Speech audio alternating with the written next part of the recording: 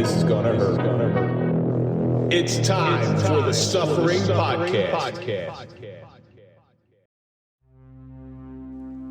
The paths we travel have many bends and forks in the roadway. Opportunities arise, and we can make the choice to go right or left, never knowing that if we are on the path that we're supposed to be. Often there are big neon signs on the side, telling us to take the road that everyone else is taking. But something in our stomach tells us that path is not for us. We decide to go down the road less traveled and see where it goes. The road less traveled has very little light and can be frightening. It's dark because very few have the guts to take it. For those that are willing to take this direction, there is very little leeway between failure and success. I'm Kevin Donaldson here with Mike Failace, and on this episode of the Suffering Podcast, we sit down with Damon Hayes to discuss the suffering of a movie director. Damon's taken the road that's less traveled, but with his background, he's almost assured himself success. So, Damon, thank you so much for coming in. I appreciate it. And I was telling Mike about you. You've been this gentleman, like this honest gentleman from the first moment we met when another De Palma. Yeah, another De Palma one. I'm surprised he's not from Hoboken. I'm surprised you still talk to him. Yeah, he's cool. Before we get into anything, let's talk about our marquee sponsor. That's Toyota of Hackensack. We don't trust anybody, but we do trust Toyota of Hackensack. So if you're looking for a car, go to toyotahackensack.com. Let them find you a car. So how's your ride in, buddy? It was nice. It was a little traffic to start, but it smoothed out. So Come up on like 3 and 46. Uh-huh. That's a pain in the ass, isn't it? Yeah. Oh, Getting in and out of so should have just met me at my house. Like we could have drove in together. Had to come almost right through Lyndhurst. Damon came from Jersey City, and every time I got to go into Jersey City, I curse like a sailor because I can't take all that traffic and that congestion. That's tough, man. Yeah. 440.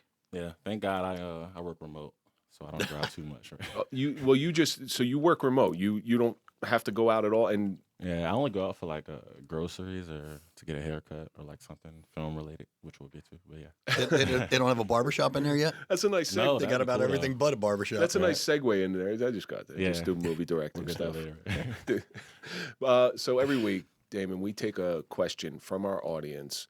This question is from True Ryan Mack, and that is, what is the most creative thing you've done to date? I'm a film director, and I wrote a script I finished it probably about like a month ago, and I started in October, and my first time, and it took some real brain power, but yeah, that was probably the most creative for sure. It's got to be an interesting thing writing a script. Did you have a background in how to write this script, or you just like, this is what I'm going to Right off the cuff. Yeah, right off the cuff. Yeah. Mike, besides growing your hair out, what else creative have you done? Well, I think I may defer this one because I'm not done creating yet. I really haven't created anything yet, except for my 2 kids. But that's not true. That's not true at all. You just haven't put the thought in, because I know for a fact that you have created. I created a lot of things in my head, but no, I mean, like law enforcement, you got to be creative. You got to figure out scenarios and make up scenarios in order to figure out a scenario. If you know what I'm saying. When you're in a bureau, you got to make up a scenario and be creative about it. And Yeah. But I'm really not a creative That's life person. or death situation, right? Yeah, exactly. Yeah. Right. With me, listen, there's a part of me that's always throughout my life been creative. I like to create stuff. I like to build something out of nothing, whether it's with my hands building a house or a piece of art. And the funny thing about my kids is both of them they're equal parts of me, but they're just separate. Like my youngest is ultra creative, loves to paint, loves to draw, loves to do projects, sculpt, whatever. And my other one's the sports guy. So there's these 2 things that have come together perfectly for me. But aside from this show, which was just sort of an idea. Good job, by the way. Thank you. Aside from this show, it's been a pursuit of creativity. You go into something very idealistic, like, hey, I'm going to write this movie script. I'm going to, I got this idea in my head. But then when you start learning the mechanics behind it, that's when the real creativity, because you got to work with nothing. Right. And you can be told all day long that it's got to have 3 parts and you got to have a main character here and this person's got to enter in here. But until you get into the real minutia of what it is to create things, like with this show, just to give you an example, I knew nothing about podcasting. So I started reading, how do you publish a podcast? And what do you do? And how do you drive it out there? And it was just something fun and creative to do. And then it became this whole different thing. So then it doesn't stop. Like, it's how do you create video clips? How do you create social media posts? How do you create just everything out of nothing? Yeah. And how do you do that? You watch people that came before you. Right. And it was really just a whim out of boredom. It was a continuation of our. Not a board. It was. It was. It was a continuation of our group therapy. Mhm. We were, I was working, but we were working split shifts. I wasn't a cop. We were working split shifts, so I was off 3 days, and so I had all this time to. And I'm not that. Idle hands are really bad for me because then I start destroying. An idle myself. mind is the devil's playground. Yeah, and it's a bad playground when I have that. So that's a tough question, Ryan Mack. For me, it's the show, filmmaking. Mike, I'm telling you right now, you just haven't thought of the answer, and it's not just creating your kids. Creation takes a little bit of suffering. Yeah. Oh, I suffered. Keep sending your questions in. We'll try to get them on the air. So, Damon, I've been reading a lot about you. Okay. There's a lot of stuff out there on you. Yeah. I don't know if you understand that or not. Google is, I was going to say, you Google his name and everything pops up. yeah, you're like, whoa. So why don't you tell our audience a little bit about yourself? Yeah. You don't have to start from the womb or anything. Yeah, you know, I'm just start from right now. We'll get to the past stuff, but right now I'm a real introverted, obsessive maniac when it comes to like my work.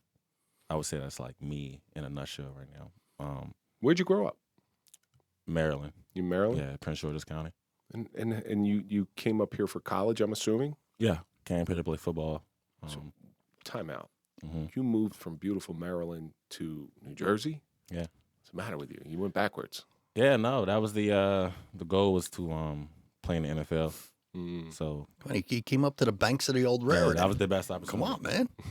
Well, so when you first started playing football, now just to let everybody in, Damon played all 4 years at Rutgers University. But when you first started playing football, football was just like everybody else. You want to give it a shot. But when did you develop a love for it? Yeah, funny story. My father used to force me to try to watch NFL games when I was younger. I would hate it. I would get tired. They would come on late. I'd get tired. But I was kind of a bad kid, like terrible class clown. And my father just kind of forced me one year. And I was like pretty good, played running back. And then it was fun. You go to school, tell girls, hey, I play football, stuff like that. They look at you a different way. Yeah. Well, the funny thing about football, football is the one sport, and it's different than baseball, it's different than hockey, it's different than basketball. With football, because you're around those kids so much, that becomes a real family. And when I don't know if it was like this in Maryland, but here in New Jersey, the football team, you guys all looked out for each other. I can tell you every person I've ever played football with. Yeah. You're in the trenches with them. In baseball, you're not in the trenches, You're in the on-deck circle. Yeah. And then you get up to bat. And, in football, you're fighting against another team and fighting with each other to, Was that the same way down there? Like Little League or like college? Just junior league football. Yeah. Yeah, I mean, it was kind of like a bunch of middle schools scattered around, but whoever was at your school, typically you stuck together for sure. And that's the beauty of football as opposed to everything else. I mean, you're practicing also 5, 6. It's a 6 or 7 day a week thing. Yeah. With the games on the weekends and practice during the week. and films. Meetings and stuff like that. Yeah. Well, when you got to high school, I imagine that's when your talent really started to shine. Yeah. What'd you play in high school? Where? What did you play? Oh, what in did I high school? play? Wide receiver. Yeah, I started off wide receiver and safety, and then safety, then corner. So you went right over to, you just dropped the offense. Yeah, dropped it. You just dropped it. That's what I always said. When I played semi-pro, I played corner because I was sick of getting hit. I was a wide receiver in a corner, and I'm sick of getting hit. Yeah. I realized I'm only 5'9", and I'm too slow. It was it was more of a futuristic choice. Just what do I have a shot at succeeding in? And then as you start to matriculate through high school, people are starting to take notice. You're starting to get some press. You're getting eyes on you. Yeah. You're getting tall. And I know you can't see it, but Damon's a tall guy. I mean, he's a big guy. and I just safety at your height. Yeah. I know it's ultra important. You always put the fastest kid, so I'm assuming you were lightning. Right. Yeah, that's pretty fast. Yeah. That's pretty fast. You don't put I don't Pretty see fast. I bet she's under 4.4. I don't see too many slow safeties. Or slow corners for that Yeah, matter. I don't see any. They weren't putting linemen back there anytime soon. So you never played safety, is what you're saying? Never. It's a tough position. If you would listen, I can run like a 4.8 20. There's some safeties out there that be running that though. Shockingly. Now, what schools were looking at you in high school? It wasn't many. Top of mind, Purdue, Wake Forest, Maryland, Rutgers, Old Dominion, Boston College. Boston I was College. going to say Maryland had to be looking at you. Yeah, Maryland. They never offered that. It was a weird situation. Boston College. Again, why Rutgers? Was it just the best deal that? No, yeah, Boston College was top 2. I went on a visit, loved it. I just couldn't see myself going there as a student. Like for some reason, the demographics were a little bit. You got to get a feel for a place too. Yeah. Did you feel like more at home at Rutgers? Well, I went on. Plus, it's closer to home. Plus, it's where the first college football game was played. Yeah, I went on like an official visit, so they lay out the red carpet for you. So it was Announcing your name in the stadium. yeah. And, So it was a real like experience, and then I had already kind of like knew some of the guys there, so yeah, it made sense. that's why you chose it. Well, the head coach came from Ohio State, and he had coached Chris Ash, right? Chris Ash, yeah, good guy. He had coached a lot of people that played my position and that transitioned to the NFL. So I just looked at it the smartest choice as far as like all my options. Where you could get the most visibility or the most playing time. Mm-hmm. Is that's No, that takes that you got to take that into account too. Like if they got a safety that's a sophomore who's a stud, Yeah. why would you go there? Mm-hmm. Yeah, I mean, I'm not gonna say I was thinking about that too much. It was more so like I looked at it as I can get the teachings from somebody that taught, somebody that got to where I want to go. You know what I mean? That's a very mature way of thinking about that. Yeah. This is where I'm going to get the best football education. Yeah. Because in reality, I mean, I think you feel the same way. In reality, college, unless you're going to Ivy League, which again, people who went to Ivy League who I know, the hardest part about an Ivy League school is getting in. Once you're in, it's no big deal. Just like every other college. Even Harvard's that way. I mean, you played with some defensive backs that made it, though, right? Like Blisson Austin was on your team, wasn't he? Yeah, it's my close friend. Yeah. He's a character, too. Yeah. He's funny. So you come on as a freshman. Mm-hmm. What was it like the first time you ran out of that tunnel? Oh, it was surreal, but it was bittersweet. So, funny story. The only time I didn't play in my college career was my freshman year, first game. So, it was bittersweet because we were in Washington, and it looks amazing out there. I'm 17 years old still at the time. But I knew I wasn't going to play just this one game. So it was like fun, to be there first time. But, you're a real competitor. You want to be out there. So that part was a little. Yeah, but you're on the sidelines of I was on the sidelines. But just that one game, though. That's got to suck, though. You're used to being the star your whole career. Kids, high school, all of a sudden you're on the sideline like this. I'll tell you a funny story. My father came to the game. And my father lives in Texas, so I don't see him that often. I hadn't seen him probably like a couple years, but he came to the Washington game, and I didn't play. So after the game, you're supposed to say hello to your parents and stuff like that. I just get on the bus. I'm like mad, like I don't want to talk to nobody. People tell me, "Hey, your father's outside. I want to talk to you." I just tell him he can go home. I don't want to talk. Whoops! If my son ever does that and as he's going to a D1 school, we're gonna have some words. Yeah, he was upset for sure. Yeah. But that roar, that crowd, unlike anything, and that's what I always think about with D1 when you're playing in those big stadiums, those storied stadiums. Yeah.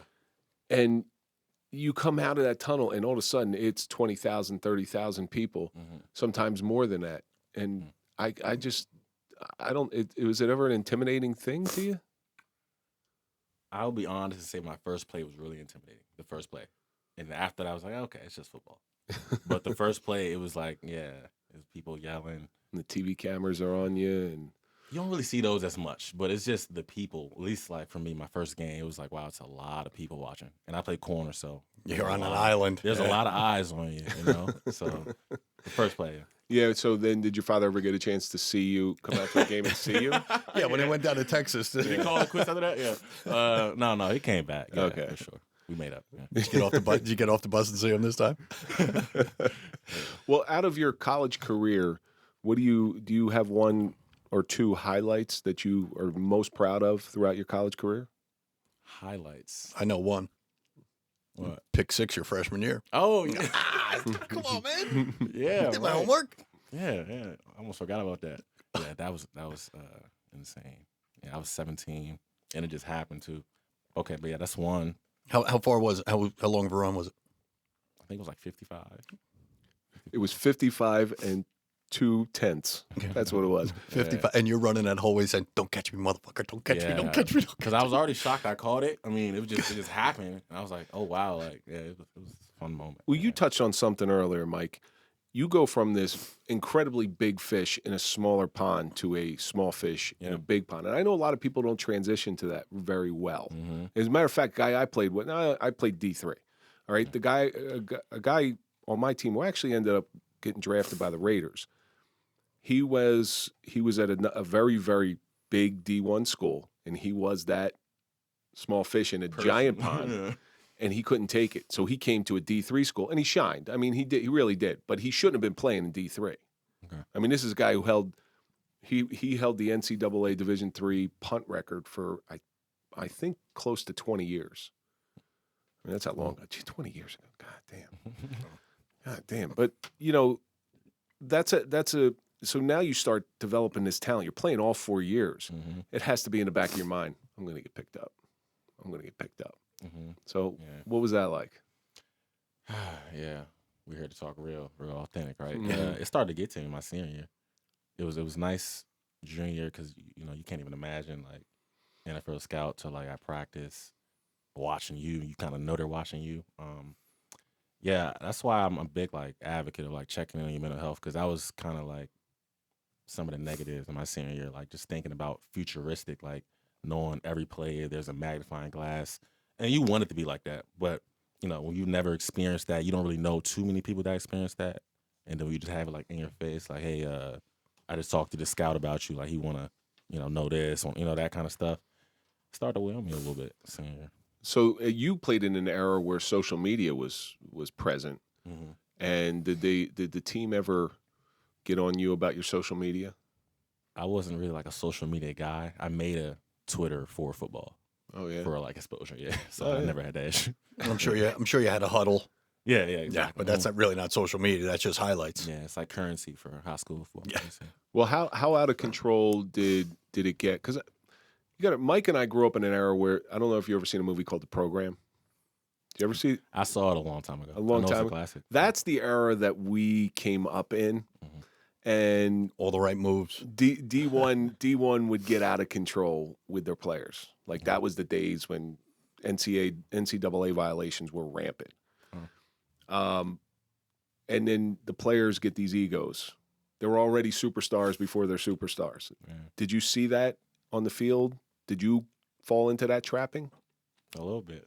Yeah. How And I wasn't even like a projected superstar, but I just kind of had a inclination that I would get drafted. But yeah, just being honest a little bit, just knowing that one, my spot is probably not gonna get taken.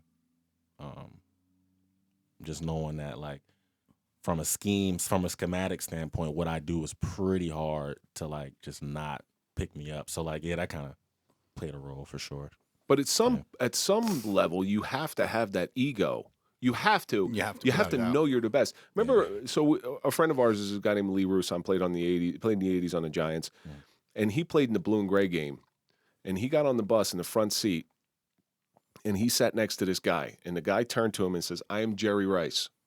I am the greatest wide receiver the NFL has ever seen." Mm-hmm. And he wasn't even in the NFL. Yeah, I remember the story. Yeah.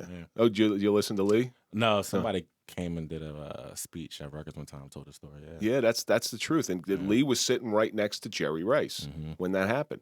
And I don't know whether that was ego or confidence. Like there's that fine line between. Fine line. Yeah, I think it's more Ego, so, confidence, or cocky. Yeah.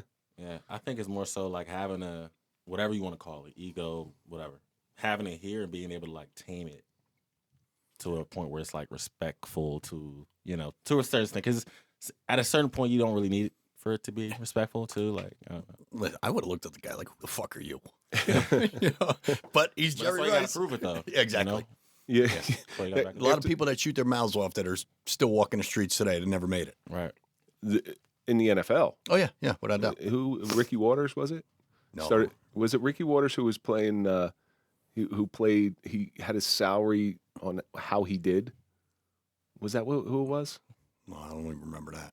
Yeah, he based his salary in the NFL. He's like, and it would have been a smart move if it would have worked out for him. But he says, you know, I'll be a performance based player, where my salary will be based on my performance, and he never really did anything. Yeah. Now he's selling He had a weed. couple good years.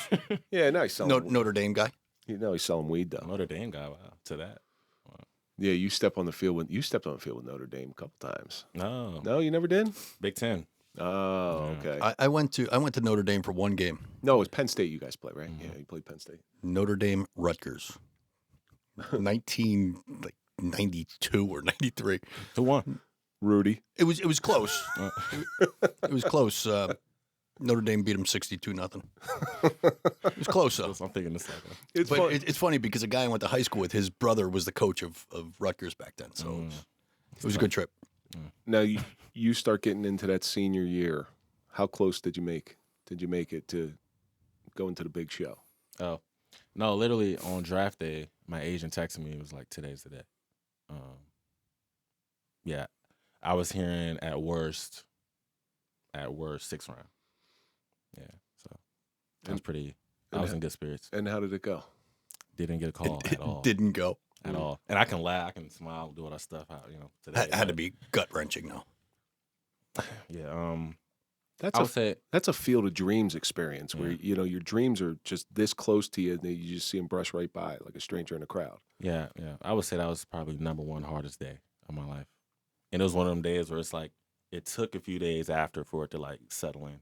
Did you get any free agent stuff or anything like that? Or No. CFL, but nothing NFL, no. Yeah, we saw the splash page for CFL, but there's nothing there. Yeah, we can talk about it. Well, not too many stats on that page. No. So, was it a what next type of situation? Like, well, I'm sure you were hoping to go into the NFL. What happened? Like, how did that recovery process? How did you pick yourself up from that? I don't want to even say it's defeat because you played 4 years at a top D1 school. Yeah. How did you pick yourself off the ground? Yeah, well, I ended up getting to the CFL after that, but in between that time period, yeah, I was just fighting to try to get a workout in, and trying to stay in shape.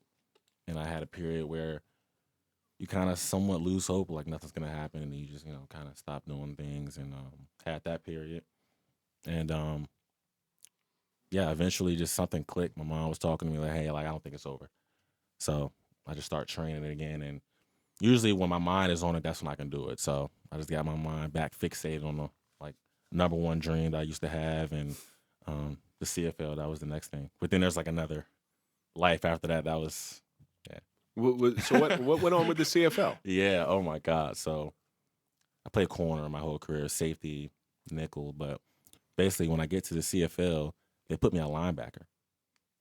Linebacker, yeah. And I'm just the tallest DB there, so it was by default. And I remember we were in camp, and it was probably like day 4. What team? BC Lions. Yeah. So it's like day 4. I text my coach. I'm like, hey, can I get a shot at my natural position? Like, can I play corner? And he was just like, it's not an option. So it's long story short, I ended up getting cut. And that was when life got serious. Like, I thought life was serious when I didn't get, picked up. But that's when life got serious. We they flew us in like all the way there from the airport when I came from Maryland to get to Canada.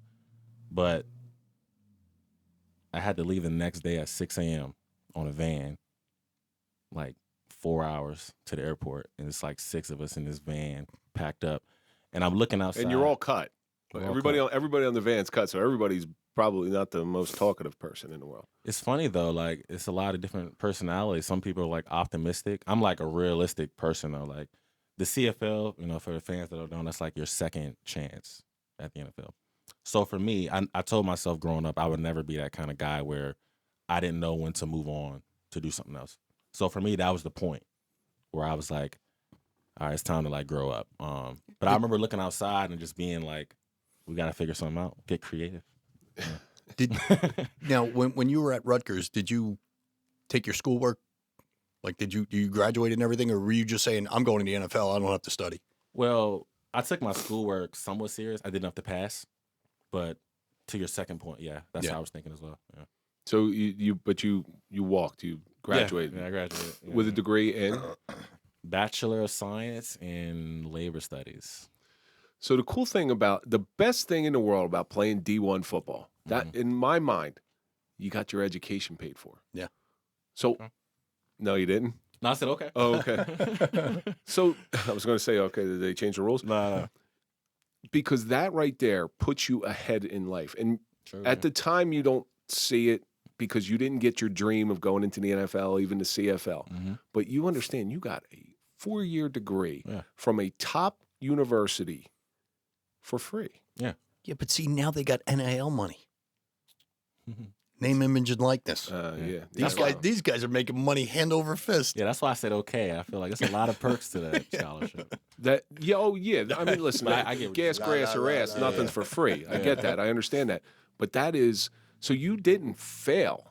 Oh, no. You didn't fail. You got a education. Because, listen, when I came out of school, after my master's degrees, I was so far in debt that, I had this huge hole to climb out of. Yeah. And I always say that if you can get out of college without debt, you're already ahead of the game. You already got a leg up. Praise God. Yeah. Now, one thing I want to ask you before we move on from this nonsense football stuff. Everybody knows about the Eric LeGrand incident. Mm-hmm. And I always, obviously it affected the players he played with emotionally, but I always wondered what impact did that have on the program itself? Yeah. I would just say the way we structured practice. Because, he was a bit before my time. But that injury definitely left an impact as far as, like, structure and layout. Because we would always kind of mention him when it came to, like, camp and just, like, talking safety and stuff like that. And he was around the program a lot still also, right? Yeah, because I know he's a broadcaster and all that. Yeah, he's always in the building. Yeah. We actually were going to have him on the show, believe it or not. You should. Well, we got there's some logistical problems. Without being cruel, I mean, stuff you don't know about. Right? Yeah, we got stairs. That's a problem. And that chair he's got looks pretty damn heavy, so I'm carrying that stuff up. But he's doing very well for himself. Oh, he just is. owned coffee, opened up coffee shops. He's got his own line of whiskey now, or bourbon, or something like that. He's doing real well. You wanted to, LeGrand Coffee House in Rutgers Stadium. And Greg Schiano signed him as a free agent to the Tampa Bay Buccaneers. Oh, yeah, but then he's got to play with Brady. No, this is long before Brady. Oh, okay. All right. So the ripple effects of that injury went down the line, not just D1 football, NFL, like who was the guy? Pop Warner football, little kids football, everybody, Who's the guy that just had the the name's escaping me. Oh, with the heart issue. The Damon DeMar Hamlin. DeMar Hamlin. That I'll tell you how far that ripple effect came. For the program, who one of your old roommates, Billy Taylor, came from, and that's where my kids play. All of a sudden, they're checking the defibrillator. So I go in the field house, and there's the box. There's no fucking defibrillator in it. So they're like, uh-oh, now what? Like, we've been playing it. I'm not. I'd look at it, and I'd say, okay, there's a defibrillator. It's no problem. There's no defibrillator in it. So the ripple effects of those injuries are always, they bother me. You're going to beat someone over the head with the box? That's when the precardial thumb comes in. So your dream has ended. Now what? Film director. But was it like? No. Oh man, yeah. There has to be many different things in between. Yeah. No, when you said this podcast kind of came about out of boredom, I do kind of understand where you're coming from, because that's kind of where the new venture came from too. I was just like stable, and I'm so used to having something to do and keep my mind busy. And one day I was just watching I've always loved movies though my whole life. I've always loved movies. But one day I was watching a bad movie, and this is just some like authentic, realistic stuff I'm about to say. But I'm watching a bad movie, and I'm just like, why can't I try to do this? I could do better than that. I could do better than this. And I turned it off, and I was just like, you know what? And We got a movie. And then you just started scribbling? So Were you first of all, how old were you at this time? 24. You're 24 years old, trying to make your way in this world. Most people will be like, I'll get a job and I'll try to do this on the side. Mm-hmm. And was that you? So yeah, we kind of bring the lineage back a little bit. I did try to get a job and just say, hey, I want to just be stable. But I couldn't imagine just sitting at a desk. 9 to 5 job. I couldn't do it. Pushing papers. Yeah. So I ended up getting fired. So a funny little story is I was supposed to quit my job anyway to go back to the CFL. I actually got another opportunity with Edmonton. And there was some like mix-ups with like visas or something, so I couldn't go. Ended up getting fired, right? Then I moved to Jersey. I was going to be a model. Everybody was like, hey, you should model. So I'm like, okay. I love fashion, so it was like, no brainer, let's go.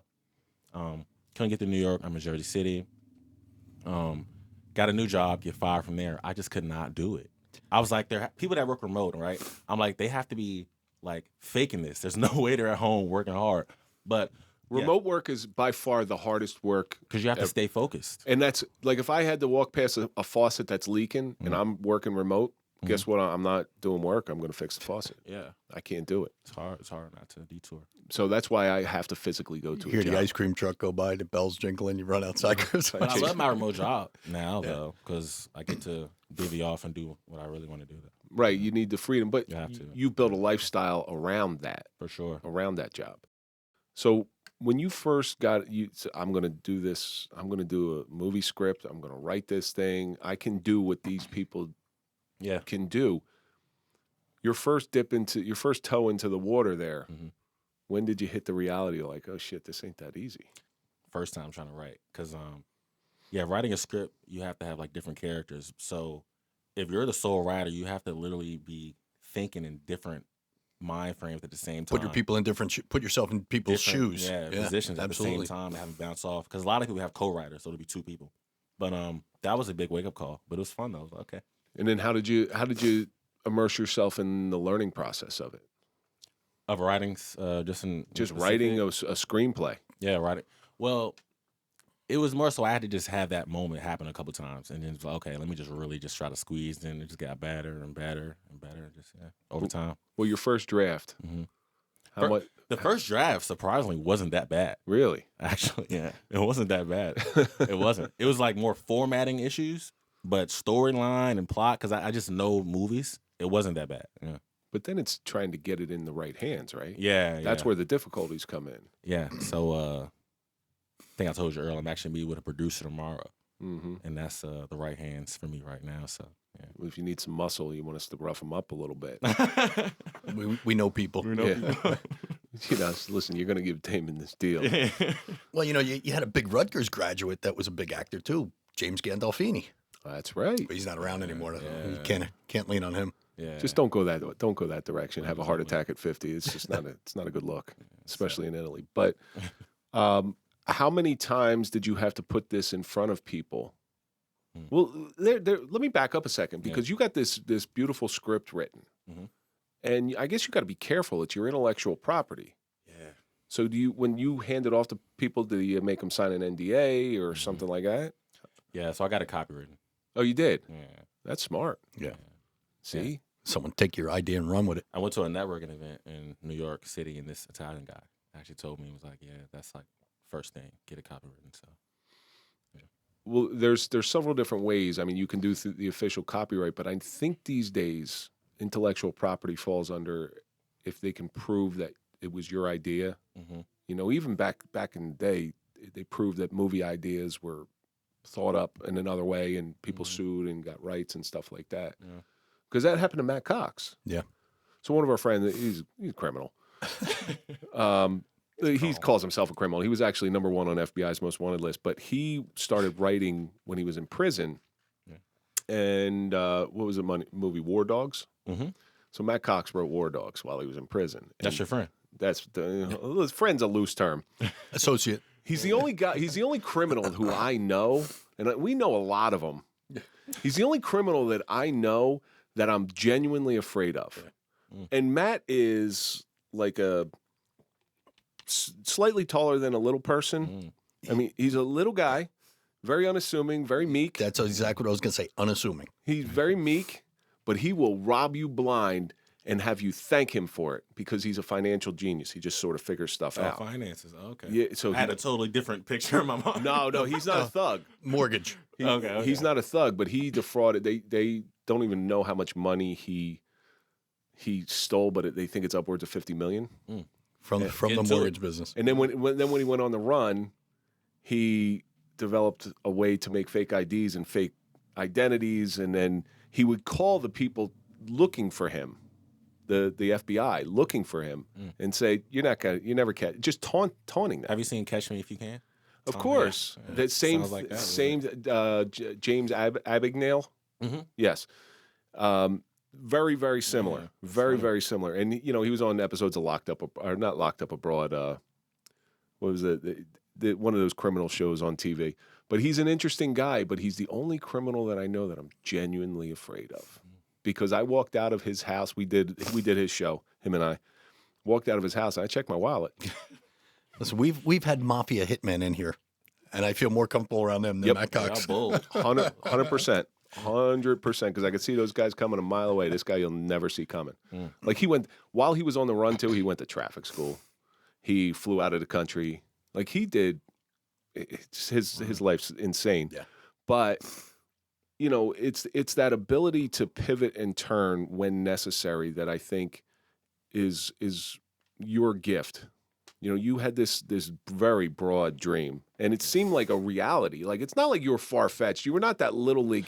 You're not that little league kid who hits his first home runs. I'm going to play Major League Baseball. Yeah. You were playing at a top level, and now you're left out in the cold, and you just developed this new thing, and it seems to have come into some sort of passion for you. Oh, it is. Because I hear you talking about it, and I hear you talking about it with such zest and verve. It's actually kind of, I think I'm going to write a script tonight.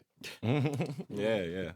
It's a beautiful thing to be able to like cross over and kind of, because I be telling people now, like football, like that used to be my world for sure, but like film now, that is like the new football. Definitely. Well, we were saying that before. That's the athlete in you. That's the no quit attitude. Yeah. In Exactly, athletics, you can't quit. Yeah. Now you just put your passion into something different, and now you're running with that ball. Exactly. Well, that's the funny thing. We see it a lot in high-level athletes, especially in college athletes.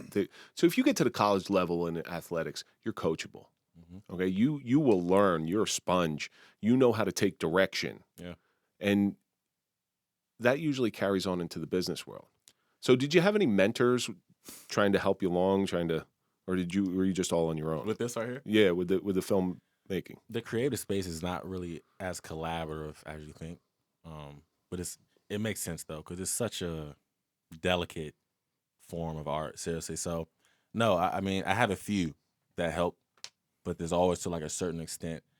But me going through this process, I definitely understand that notion, because it's so like what I create, I kind of really want to be really particular with like who's a part of that, if that makes sense. So no, but They have to share your creative vision in some manner. the people involved with my creative vision, yeah. Yeah. But from the jump, I will say YouTube and books, like no other. God, you guys are so lucky with this damn YouTube. Seriously, we like people. I don't think people would take advantage. Like it's literally like a teacher. Seriously, You look up anything. anything. How to tie a shoe. Something as basic as that. There's 5 million videos. Yeah, On how to tie a shoe. for sure. We had to learn. Yeah.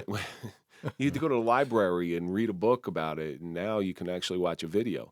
But you can absorb that information a little bit more, and you can see it. You can see it. Yeah. That's why the sneakers I buy now don't have laces. So they just pull on, because I didn't have YouTube to learn how to tie a shoe. So I have, Damon, I'm going to give you a little window into your future. Okay. So as you start approaching 50, because I'm almost 50 and he's over 50, All right. Be 57 tomorrow. happy birthday. Okay, yeah. Happy birthday. You will be 57 by the time Yeah, this I'll be airs. 57 in a month by the time this airs. One of the things that teaches you're getting older, you cease buying shoes with shoelaces. Say it one more time. You cease buying shoes with shoelaces. Yes. Yeah. There you go. I'm still holding on because my Adidas shells have shoelaces. Yeah. So I'm Run DMC all the way. So, but what those people that helped you out, and that's why I don't understand that. That's what I do love about the podcasting world, as opposed to your industry. Yeah. because there's only so much space in your industry. Where the podcasting world, there's so much room for everybody to collaborate. And, you go on my show, I'll go on your show, and we'll cross-promote each other. Yeah. And that doesn't seem to happen in that entertainment industry. No. It's really hard, and there's a lot of people that want to stay there forever, too, so that's tough. Well, that's you have one hit movie, and then what's next? Sophomore Curse. Yeah. Yeah, exactly. So now, when you're writing like a screenplay, that's your baby, right? Mm-hmm.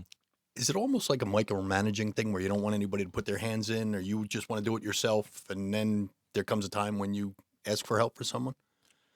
Yeah. How do I say this? And would you do it that way? So I just feel comfortable writing it myself. I really believe like it's a gift of mine, just understanding point of views and dialogue. I really do. So I wouldn't. Yeah, I just don't want anybody else to. Now, let's say you create a success out of this passion of yours. Right. Would you do it the same way? Would you take on somebody younger in your position and try to mentor them? Do you think that's a right way to do things where these other people are like, yeah, I'll give you some pointers, kid, but I'm going to leave you alone? Yeah, I definitely would. But I mean, like I said, I understand because it's so competitive. And if like there's some people where they have a couple ideas as far as they have a couple movie ideas. So they're riding on these two. So anybody that is like on the way up, they're like, oh, I don't want you to mess up because I only got 2 ideas. But I truly believe like this is a gift of mine. So like I'm not afraid of any competition. Like I would definitely help for sure. Yeah. Because now, when you do write that #1 movie, right? Yeah. You're going to remember the Suffering podcast? Definitely. Hopefully y'all got a little bigger studio by then. We can hop on it. Yeah, for sure. With your crew. with your no, wait, hold on. With your entourage. Your entourage. Yeah, exactly. Exactly. All you did was trade one limelight for another. Now, have you seen the ugly side of this business yet? I have. Yeah. Already kind of. Yeah. Without giving names or anything, can you give us a little bit of the ugliness? Yeah. How do I put this? So basically, I ran into this guy that wanted to kind of help me, saw I was aspiring, and I'm like, right on, I need help for sure. And he was supposed to be shooting a movie in this May. I don't know if he is anymore. But he said he needed hands on deck. He was like, it'd be a good learning opportunity for me. And everything happens for a reason. So I'm telling my mom, like, hey, I met this guy. I'm supposed to go over his house, start going over shot lists, things like that. My mom's like, I don't really trust that. Like, it sounds so weird how it happened. She was like, send me a picture of him. So he had followed me when I first met him. So I go to his Instagram, and I'm seeing, like, obscene kind of stuff that you're not really supposed to be seeing. So long story short, I call him. I'm like, hey, man, like, if I'm going to be a part of this, I want to make sure we present ourselves in the right way. Because he's telling me how I want this to be like a Tyler Perry film. So I'm like, okay, that's fine, but we got to make sure we present ourselves a certain way. And he was kind of like back and forth, like, hey, if you want to, succeed in this business, this is kind of, so. And next thing you know, you're directing porn movies. And you're done. Yeah, that's it. You're pigeonholed. Although you probably make a lot of money doing that, but that's not really a passion-driven industry. Exactly. Yeah. I'm assuming. Well, it is kind of passion, but not the real passion that you're. Not the passion that Damon is portraying. There's a different type of passion involved. Let's set that straight. Are you able to? Well, I want to guard against. I want to guard your property. But I would love to know what it's about. Like you gave me a little window into it, but I'm not going to be the one to give it up. Yeah.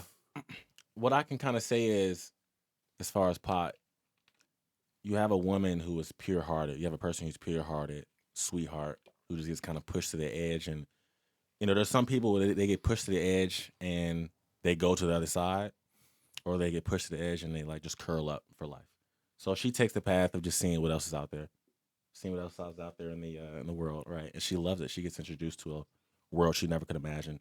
But in the end, it jeopardizes her fate. So she either has to choose whether she wants to go on this new path forever, because it's a fun path, or go back to the old self, which is more safe.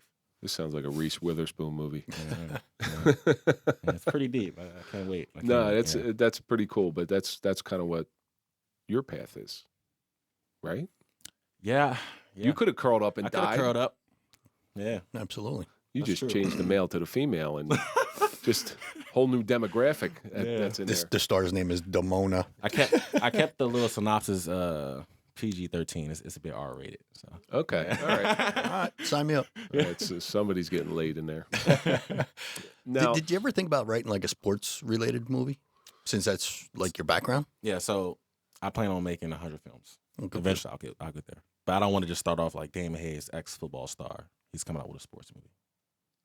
smart. It would be cool. Don't get me wrong, but you may get. But you get pigeonholed. You always draw on your experiences. Mhm. You know, that's if you were going to write about, astrophysics, you're not an astrophysicist. Right. How the hell are you going to write on that? Mm-hmm. You know, when we talk to people who have the perfect life, it's hard for us to relate to them because we haven't had perfect lives. Me neither. Yeah, nobody has. Nobody has. Now, Speak for yourself. where would you like to see this? If you had a crystal ball and you had 3 wishes, where do you want this? Is this an Oscar-worthy film, or is this just a labor of love? Because, well, actually, Oscar, don't even think about Cannes the Oscars. Film Festival. Actually, make a movie that nobody watches and then it'll win an Oscar. That's pretty much it. But where would you like to see it received? How would I put this? Anything I do, I want it to be the best. So first off, I want it to be the best short film of. It should probably come out like 2024. So if we do that, it'll go where it needs to go, I feel like. But it's more so just in the work. Like, I'm really passionate about it. I'm building a really good team. And the story's there. Now we just gotta bring the marketing and all that kind of stuff. But yeah, as long as it's the best of that year, it'll go where it needs to go, for sure.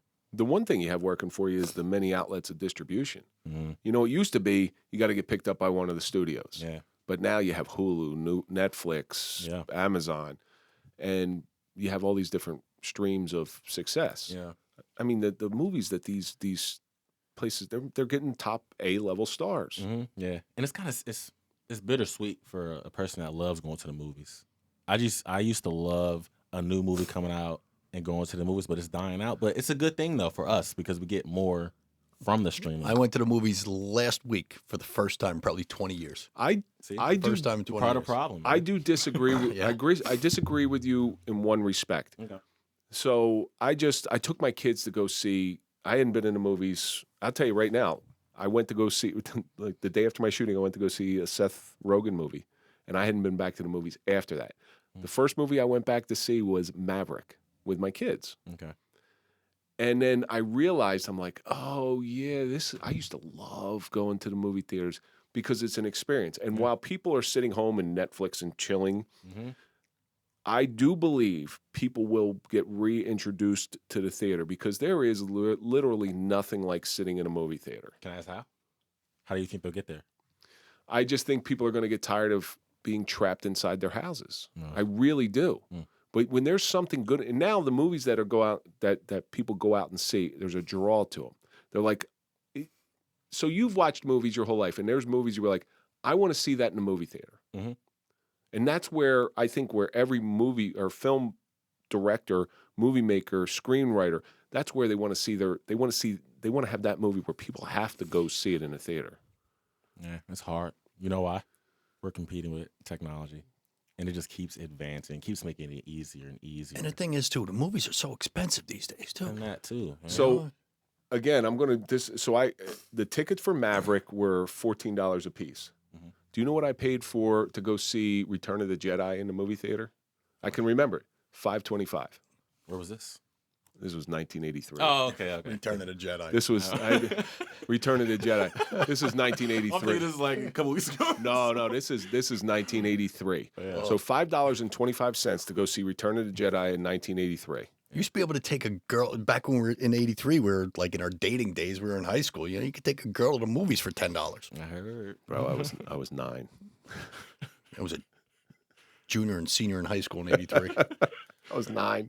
But so if you look at inflation, $14 versus $5.25, it's not all that bad. $15.50 per ticket for the movie I went to see.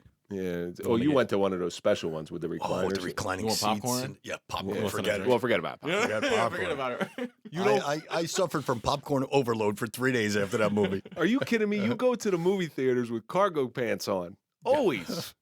Do you guess? No, everybody. You got to go to the movies like with a bulky jacket. I don't care if it's 90 degrees outside. You got to have a bulky jacket and cargo pants and slide in the candy. Cheeseburger in one pocket, Exactly. a couple of beers in my other. Exactly. I love movie theater popcorn. Though. Yeah, it is. But I can't stop eating it. But it's That's an why I said I experience. had to overload. So you fight for that experience. I hope you're right. And if your vision is what you're telling me, your vision, because you gave me a little bit more of a in-depth breakdown. Yeah. If your movie is one of those movies where people, you know what, I got to go see that. Every movie, I want people to. I can't watch this at home. Yeah. It's gonna be a slow drive to it though. Like opening weekend. I remember when Get Out came out. Like it took the first kind of 2 days for people to say, "All right, let's go." So that's the one. And I still think the thing that killed movies was that Batman. What was it? The Batman movie where the kid shot up the theater. Oh yeah, That did it. Put a hurt on the There was movie. one in theater. Colorado. There was a couple of them. It was Aurora. Aurora, Colorado. It was the Joker one. Yeah. I don't think I heard about it. Oh yeah, he went into the movie theater and just started shooting. But you'll get there. You'll get there with patience. Mm-hmm. You know, and you get that one foot in the door and you get those steps going in there. Now, compared to your passion for football, your passion to filmmaking, which one do you think is heavier? If you had to compare apples to apples, Heavier. What do you mean by that? Sorry. which is a stronger passion in your life right now? Well, not right now because obviously right now it's filmmaking, but. Yeah. If you had to look back at the sophomore Damon Hayes versus where you are now, are they on level playing fields or is one heavier than the other? Yeah, filmmaking heavier, and I would say that because I'm more mature now. I know myself now. I know why certain things happen, and I would say this: like football, I was a pretty good player, but I got there more so like hard work. You know, I was blessed being tall, stuff like that. But the filmmaking side, a lot of that stuff is just natural. So. Because you could make your own way now in filmmaking. You know, Which like am you I? said, you were blessed to be tall. Yeah, I exactly. was cursed to be short. So you know, I had to get a different field than football. But you know, now you could be 5'2" and be a filmmaker. You know, it doesn't matter about your stature. Or It's all upstairs now. Even playing field. Yeah. But you were humbled. Oh yeah, definitely. You were humbled. But out of that humbleness came what it sounds like is what you were meant to do. Yeah, and I know how to go about this new journey with the humbleness for sure. Because I wasn't the most humble when I was at Rutgers. So now, meeting people, you know, I know how to conduct myself at all times. So it's always like a silver lining, for sure. If you had to see somebody in your position, so like say you went back and spoke at Rutgers when you're Mr. Big Shot, you know, when you're the Harvey Weinstein. No, I shouldn't say Harvey Weinstein. If you were to go back and speak to football players at Rutgers, what do you think some advice is that you would give them? If this is what you want to do, give it your all. If you know, are kind of hesitant, explore that. See what else is, because football is going to take a lot out of your life. It really did. I had to start completely over as far as like building up a vernacular other than just the football players I was with, like things like that. So if you're going to play college football, there's a lot of people that are in your position that they want to go to the NFL. Not saying you have to, but if you want to go to the NFL, give it your all. If not, you know, explore that. What do you think about having a plan B while you're playing college ball? I'm not a believer. Not a believer. I'm not. No.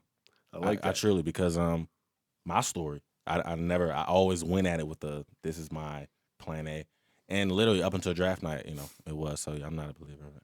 That's a good question. I'm glad you brought that up. Plan B is a sure recipe for failure. Yeah, it's just basically saying I'm not going to give 100% to plan A. All right, was Isaiah Pacheco that good when he was in college? It was. Was he? I saw him play a couple games in college. He was a little younger than you, though, right? Yeah, a couple years. Yeah, but he always he was real good. He's killing it now. Yeah, he really is. So Damon, we're coming to the end of this thing, and Already? oh yeah, I told Quick, you isn't it? 5 minutes. They're gonna be done. And You even forgot the mic was in front of you after a little while. Kinda, yeah. there's a question that I always end with. You've gone through different levels of suffering, from not reaching your initial dream to finding your new one and finding the pains involved in there. But there's a lesson in everything. What do you think all this suffering has taught you? Oh man, it taught me so many things. Trust your process. Trust your journey. You know, as long as you're going about it with the mind frame of, I know whatever situation happens is preparing me for something greater. As long as you're viewing it like that, don't even stress. Like it's gonna get greater later, as they say. Yeah. Get greater later. I like that. Get greater later. I never said that out loud. It's kind of cool to say. Get greater later. Get greater later. Yeah. And where can our audience find you? You can find me on Instagram _22forever, and it's _22 FOREVA. So We'll put links. We'll put links in our show notes. Is there a place they can go for? I'm sure you're trying to raise funds. Yeah. So you can go ahead and start. You'll start seeing some marketing stuff for my film. When It Knocks, we're gonna be shooting later this year, late fall, probably late October, and on my Instagram, that's when we'll start driving traffic out for marketing. Well, we're certainly going to share everything we can and make this as successful as I know it can be. I appreciate You it. plan on shooting around here? Yeah, some here, some New York, probably. Let us know. Yeah. Yeah. I'd like to come out to a movie set. Yeah. Last. Big shot. Have you on set for a day. Yeah, that'll be nice. You need some extras, you know. No, that's I was an extra in one movie when I was a kid. It was the movie that your father screwed up. It was a movie. It was a movie called Wise Guys with Danny DeVito and Joe Piscopo. They shot some of it in Newark, and then they shot. I'm an Atlantic City kid, so they shot some of it in Atlantic City, and it was a house in Ventnor, right next door to Atlantic City. And there's two fishermen on a beach, a father and his little kid. I'm a little kid. But yeah, he's like I'm a little kid. I'm the little kid. Yeah. That's cool. Yeah, no, it really wasn't. So you can't even see my face. You wouldn't recognize me. You wouldn't look twice at me. Thank God I didn't see your face. But but incidentally, and this is what binds us together. His father took his brother and me. And were you there too? Yeah. Yep. And they walked right through that movie set when they were filming in Newark. Same movie. And here we are. My father knew one of the producers, and the guy says, "Hey, why don't you bring your kids down? You know, come in. We're filming a movie in Newark." We walked right onto the set. All you heard is cut. Oh, you're walking around. The guy goes, "Yeah, you just cost us $20,000." So it's funny how you come in contact with this is a small world. It really is a small world. Cool. Damon, thank you so much for coming in today. I really do appreciate this. Thanks for having me. Yeah, it's a great story, man. That's all the best. And when the movie, listen, I could just tell by your attitude. I think you're definitely gonna make it. Appreciate you got it. it there. Thanks. When the movie premieres, we'll invite you back. We'll do all the promo that we can for it because I want to see this thing successful. Yeah, I appreciate it. Can't wait to come back. All right, and that's going to do it for this episode of The Suffering Podcast, The Suffering of a Movie Director with Damon Hayes. And as always, let's think about all the stuff that we learned. There's a fine line between ego and confidence. The loss of a dream can create a passion. Plan B is a sure recipe for failure. Coachable athletes become successful adults. Humility can open doors. But most importantly, trust your process. Don't forget, you can always listen before you watch. All of our episodes air on Sunday at actually 4 a.m.